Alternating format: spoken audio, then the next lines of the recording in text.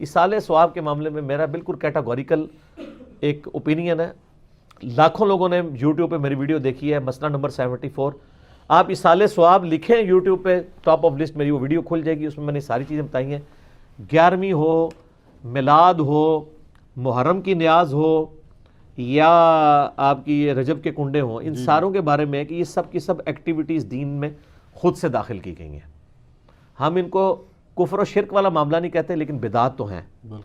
اب رہ گیا مسئلہ کہ اس طرح کی ایکٹیویٹیز میں جو کھانا ہے وہ حلال ہے یا حرام ہے.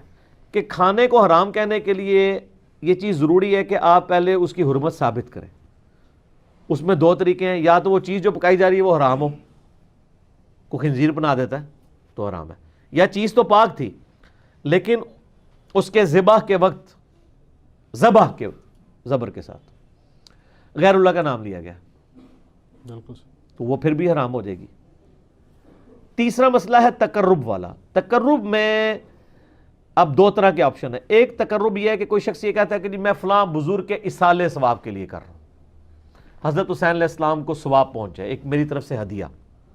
تو اس کے معاملے میں بھی ایسا کوئی سختی والا معاملہ نہیں ہے. لیکن اگر کوئی تقرب یہ کر رہا ہے کہ یہ ایصال ثواب ان کو پہنچے اور وہ میرے مشکل کشا ہے اور اس کے بدلے میں یہ میری مصیبت حل کر دیں گے, تو وہ تو نیاز کے بغیر ہی عقیدہ شرکی ہے. نیاز تو سائڈ پہ رہ گئی, عقیدہ ہی غلط ہے. بالکل ٹھیک ہے نا. تو ہمارا تو موقف یہ ہے کہ ہمارے پاس کوئی اس طرح کی کھانے پینے کی چیز لے آتا ہے, ہم اس سے پہلے پوچھتے ہیں کس کے نام کی ہے. اگر وہ کہتا ہے اللہ کے نام کی ہے تو بسم اللہ پڑھ کے کھا لیں.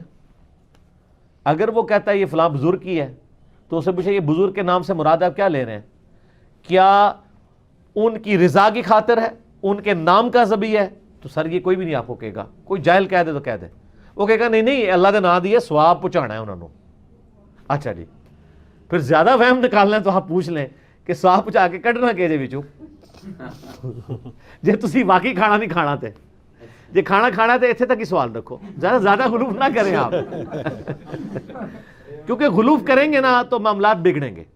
اور یہ میں آپ کو اپنی طرف سے نہیں بتا رہا, صحیح بخاری میں سیدہ عائشہ نے نبی علیہ السلام سے پوچھا یا رسول اللہ علیہ وسلم یہ کچھ نیو مسلم ہے, ہمیں نہیں پتا انہوں نے ذبیحہ صحیح کیا ہوا یا نہیں کیا, تو یہ جب کوئی اس طرح کی گفٹ لے کے آتے ہیں ہم کیا کریں؟ آپ نے بسم اللہ پڑھ کے کھا لیا کرو.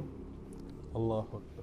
اللہ آپ نے کہا کہ بلاؤ, آپ یہ بھی کہہ سکتے تھے حلف دلواؤ, یہ وہ وہم نکالا کہ مسلمان کا ذبیحہ ہے نا تو حسن ظن رکھو, زیادہ نٹی گریٹی میں نہ پڑھو. سبحان اللہ. ٹھیک ہے نا. مسلمان کا ذبیحہ ہے نا اس کے اوپر آپ کو وہم نہیں کرنا چاہیے اگر وہ مسلمان ہے. اب وہ اگلا مسئلہ شروع ہو جائے گا کہ وہ بریلوی ہے, دیوبندی ہے, اہل حدیث ہے, شیعہ ہے. یہ نوی کہانی کرنے کی ضرورت نہیں ہے. اہل کتاب کا ذبیحہ بھی حلال ہے. تو اگر آپ ایک دوسرے کو مسلمان ماننے کے لیے تیار نہیں, چلو اہل کتاب ہی مان لو. یہود و نصارہ کی عورتوں سے تو آپ کا نکاح جائز ہے سورۃ المائدہ کے پہلے رکوع کے تحت, اور اسی رکوع میں آتا ہے کہ اہل کتاب کا ذبیحہ بھی حلال ہے, کوشر فوڈ. جی ہاں, اگر وہ اللہ کے نام کے اوپر کیا ہو.